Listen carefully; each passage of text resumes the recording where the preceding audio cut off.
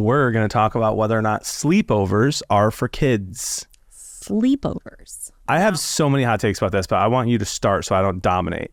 Well, let's make some definitions of terms here. So when we're talking sleepovers, we don't mean with grandma. We don't mean at like an alternate caregiver that is a close family member necessarily.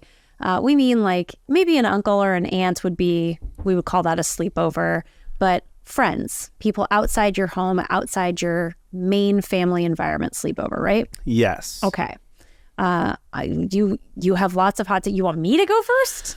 You know, because I don't want to be all doom and gloom. Okay. I don't want to be all doom and gloom. Let me start by saying two things that kind of contrast, I think. Okay. Which is confusing. When I was growing up, I didn't have a lot of sleepovers, but I had like one or two a month. Maybe that is a lot. Mm-hmm. In the summertime, maybe a little more frequently. In the school year, maybe not. And I, as a kid, it was like the thing I was most excited about. I remember it very, very detailed. I'd go to my mom and dad and be like, "Can I have a sleepover?" And wait with bated breath. And if they said yes, it was like, "Yeah!" You go tell your friends, you're like, "Sleepover!" And then I remember loving them as a kid. Mm-hmm. But also, no exaggeration, every bad decision that I made as a kid was at a sleepover. All of them. The first time I saw an R-rated movie, the first time I snuck out of the house, the first time I swore, the first time I played a video game I wasn't supposed to play. I literally, every major decision I made that was a bad choice, which I do think that kids should be able to make good and bad choices, was at a sleepover. And so from that perspective, as a parent now, I'm like, why would I let my kid do that? Yeah. See, I agree with those things. I think people kind of come at this from a very backwards perspective. And it's similar to how we view child rearing in general, is that we say you're too young for a sleepover. If you're 7, you're too young for a sleepover. But in my opinion, the prime age to do sleepovers, if you're going to do them, is 7 to 10.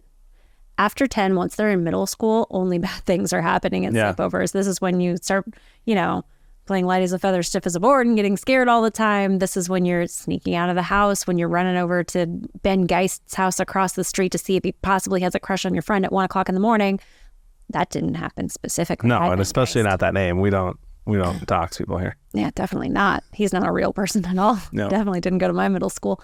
Anyway, those are when those kinds of things happen. And I agree with you that if you look statistically, children at the age of 11 are first exposed to pornography at a sleepover. Yep. Not 99% of the time, but huge percentages of the time, that's where that's happening. And it happens at those older ages.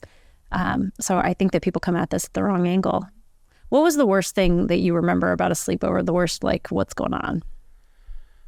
Yeah, I don't know. You've got I think one of the biggest issues is that parents need to do a really good job of communicating if they are going to do a sleepover, right? Mm-hmm. So I think my mom usually did a good job of calling the parents ahead of time and being like, hey, are they going to be going to someone else's house, or who else is going to be there, that kind of thing. But there were sleepovers I went to when I was probably 13 years old where 10 people showed up that the parent told my mom weren't going to be there, and we were doing 7 Minutes in Heaven. Oh, dear. Yeah, all kinds of that stuff. And you really get a glimpse into that family's lifestyle. And I don't think that the families are turning off who they are because they have a guest. Yeah. I think they almost lean into it more. So it's oh, we're cool. We're going to let you watch this movie. Don't tell your parents. Yeah. You just got to be careful. So I think communication is important. What's the worst thing I did? Yeah. That probably, or TPing houses a couple times. And my friend and I remember the very first time I ever saw anything that was inappropriate. My friend and I put Titanic in because we heard there was a scene in Titanic. And then the dad the next morning is holding the Titanic movies and was what did you guys watch last night? And we were nothing. There's no way he would know. Nothing. But I think he heard us talking about it. Oh my gosh. It was horrifying. Yeah. Yeah. I do think that this is a lot of times parents want to give, I don't think that it's you're seeing the true family or whatever. I think that they want to give their kids a wide berth to make those decisions themselves. And kids at ages of 13 and 14 they're just universally making poor decisions. They're not fully formed in virtue yet. And when there is a kid who is fully formed in virtue, who's present for those kinds of things, it just results in that kid being uncomfortable and wanting to go home. And then they feel alienated from their friends because the friends are just being spazzy.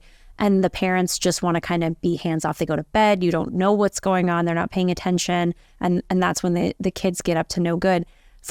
I didn't really get into a lot of trouble as a kid because I was one of those kids who was very early formed in virtue and just wouldn't participate in things that I didn't think were good.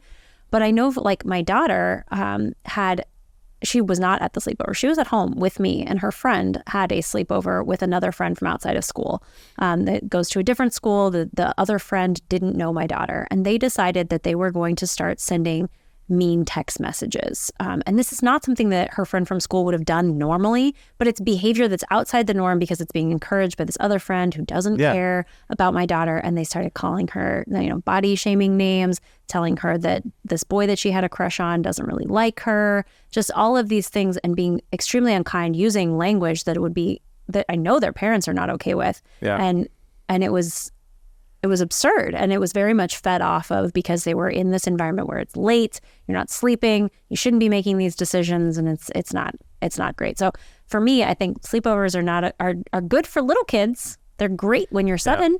They're not great. So how do you, let me ask you this, because I'm pretty anti sleepover all ages, and agree with your reasoning though for why it's better for 7 to 10 year olds. But then what about like how can you in this day and age trust a parent? Like I have a hard time even with some of my best friends who I love dearly, like letting, not that I've ever had a chance to say yes or no yet, but like I don't know, in today's world with so many people, like who are addicted to porn and sometimes weird kinds, I just have a hard time like saying, okay, I'm going to let my 7-year-old just go sleep where there's adults that are going to be able to do whatever they want. Am I being like, is that way too just coddling or like worrying? Because I think it's different. I know a lot of parents are scared to like let their kid go outside or go to them. There are these videos that are trying to scare moms who are, be careful, hold your kids close at the grocery store because somebody's gonna snatch them. And that's like, like usually someone who gets stolen is someone that is the family. And same, usually someone who's abusing the kid is also someone in the family or a close friend though. Yeah.